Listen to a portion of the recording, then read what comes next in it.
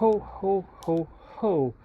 This is what you can say apparently, and this is apparently what the Chinese government is saying. Officially there's no Christmas in China, at least they're not really partying Christmas as far as I'm aware, but the Chinese government released an application, or approved an application, I don't know if they really released it, that will help a lot of tourists coming to China. I know I am one of those tourists that's going there a lot, so I want to talk a bit about what is happening there. And I showed you already lots of apps that you might need if you want to go there, want to try it out, and want to see what's going on there.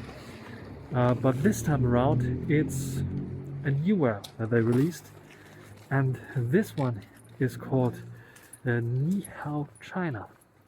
And this application makes it a bit easier for tourists in China by providing 3 essentials. One is an application that allows you to see the map around China, because Google Map is blocked and lots of tourists don't have a map installed or some other alternatives, or even if they have them installed, they are in Chinese, so in Mandarin Chinese usually, so they have like a limitation in terms of what you can read and what you can search and what you can find. So a map application, very essential for China if you want to find your location. The second one is payment, because China usually has electronic payment and they rely on Alipay or WeChat a lot, and this application allows you to perform those payments. I didn't try it out yet, don't know how they're doing it, but I guess they're using some form of Alipay or WeChat Pay QR code scanning.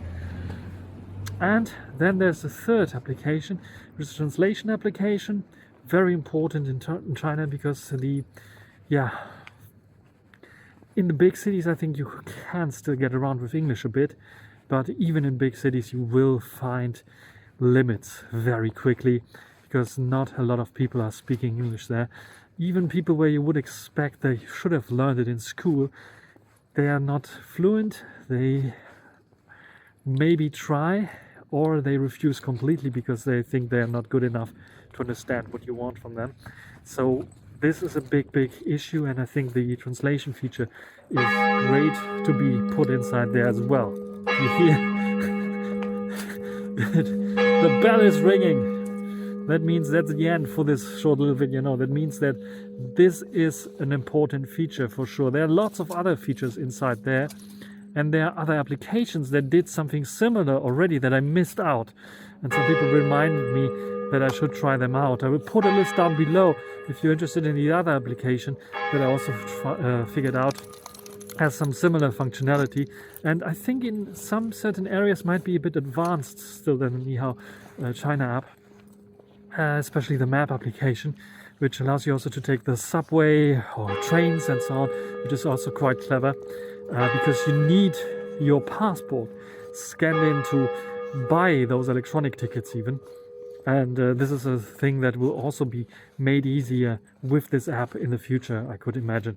So yeah, if you plan to travel to China as a tourist, you can still, when you come from Europe, most countries in Europe, you have like I think 30 days visa free, or even 90 days visa free now travel, which is pretty long, so you have the ability to do that. And yeah, this app might be very useful for you as well.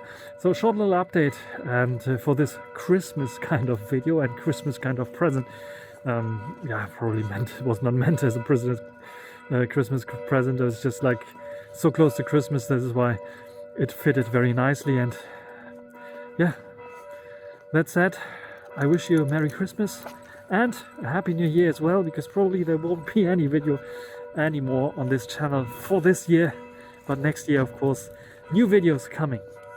So until the next year, bye.